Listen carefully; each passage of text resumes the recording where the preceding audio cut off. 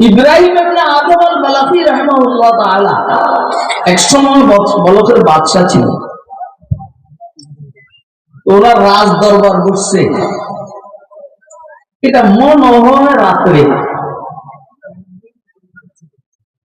তো এলোমেলো চলাফেরা করতে করতে একটা মানুষ ওইখানে ঢুকছে, এদিকে তাকায় ওদিকে তাকায়, সোজা বাদশা যেখানে বসা ওইখানে যেতেছে। পরে জিজ্ঞেস করা হলো, অন্যরা জিজ্ঞেস করে তুমি কে? যে বাধা দেয় তার বাধা মানে না। বাদশা জিজ্ঞেস করলো তুমি এদিক সেদিক তাকাও, এখানে ঢুকলা, তুমি কে? তো আমি আসলে হোটেল খোঁজ করছি, হোটেল, আবাসিক হোটেল রাত্রে থাকার জন্য। কথা বুঝিনি? আবাসিক হোটেল খোঁজ করতেছি রাত্রে থাকার জন্য। আরে বোকা, এটাকে আবাসিক হোটেল নাকি? দেখোস না এটা রাজ দরবার, মন্ত্রী পরিষদের সদস্যরা, তারপরে এমপিরা, ডিসি, এসপি, এরা সবাই বসছে, দেখোস না? এটা তো রাজ দরবার, এটা তো আর মুসাফির খানা না, হোটেল না, সবাই খানা না। আচ্ছা, তো এটার বাদশাকে কম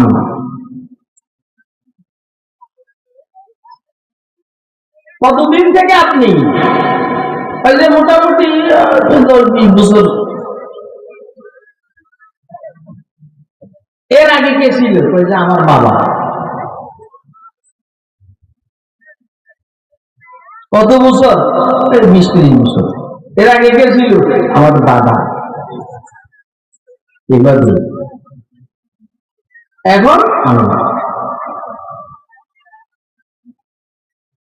ইব্রাহিম ইবনে আদম আল-বালাখির এই কথাগুলো শুনে ওই মুসাফির, যেটা মুসাফিরের বেল্টে আসছে, আসলে সে অন্য লাইনের মানুষ। যদি মানুষ হইয়াও থাকে, এইটা গায়েবী জগতের মানুষ, বাদশারে সোজা করবার লেগে আছে। যে বাপ ধরছে, বাদশাহীর বাপ, দেখেন না গত 14-15-16 বছর পর্যন্ত বাদশাহীর বাপ ধরে কি যে করছে বাংলাদেশে।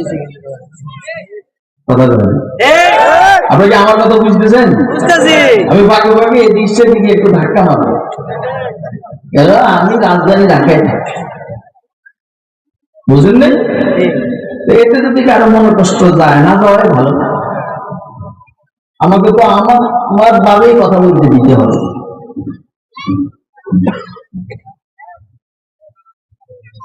মনে করছেন যে উনি সবসময় থাকবেন, পারছেন? বলেন না, এটা কেউ পারবে না,